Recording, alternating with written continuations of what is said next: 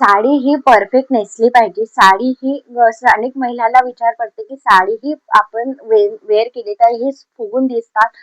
तर या व्हिडिओमध्ये आपण बघणार आहोत हा 7 टिप्स तुम्ही फॉलो नक्कीच करा आणि शेवटपर्यंत नक्कीच बघा. व्हिडिओला स्किप करू नका.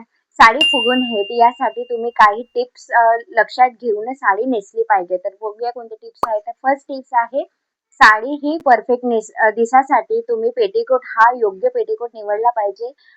मार्केटमध्ये खूप सारे पेटीकोट येतात. कॉटन पेटीकोट हा अवॉइड करा आणि बॉडी शेपरचा पेटीकोट यूज करू शकता. बॉडी शेपर हा खूप छान असा बॉडी शेप घेतात आणि जेणेकरून तुमची साडी ही वेअर करताना ही छान अशी स्लिम दिसेल आणि बारीक नक्की दिसायला या पेटीकोटने. तर हा बॉडी शेपर हा पेटीकोट नक्कीच यूज केला पाहिजे.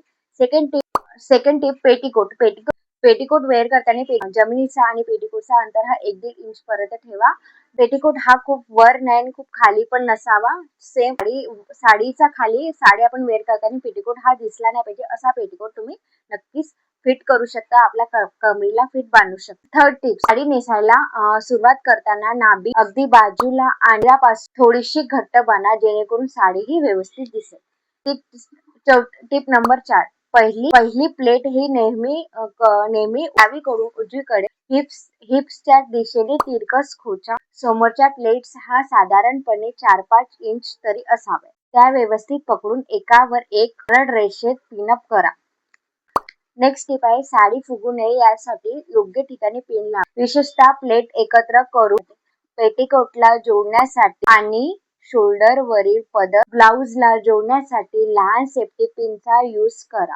नेक्स्ट टिप आहे 6 टिप जॉर्जेट, शिफॉन, क्रेप, सिल्कच्या फॅब्रिकच्या साड्या अंगाला असे शरीराला असे चिपकून जाईल अशा साड्या निवडल्या पाहिजे. कॉटन, ऑर्गन्झा आणि कांजीवरम अशा फॅब्रिकच्या साड्याही अंगावर फुलतात तर नक्कीच ह्या साड्या तुम्ही अवॉइड करू शकता.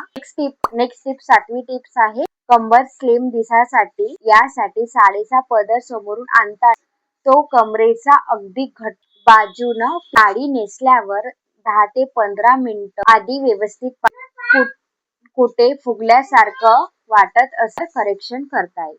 7 टिप्स यूज करून तुम्ही साडी ही नक्कीच वेअर केली तर नक्कीच तुमची साडी ही कधीच फुलणार नाही. कुठला हा व्हिडिओ कमेंटमध्ये नक्कीच सांगा आणि माझा व्हिडिओ थोडासा त्याला आवडला असेल तर लाईक करा, शेअर करा, जास्तीत जास्त लोकांना शेअर करा जेणेकरून त्यांना पण हा व्हिडिओ हेल्पफुल वाटेल. आणि मी कोणत्या टॉपिकवर व्हिडिओ बनवू कमेंटमध्ये नक्कीच सांगा आणि माझ्या चॅनलला सबस्क्राईब करायला विसरू नका. तर भेटूया पुढच्या व्हिडिओमध्ये नक्कीच नवीन विषयासह. तोपर्यंत धन्यवाद.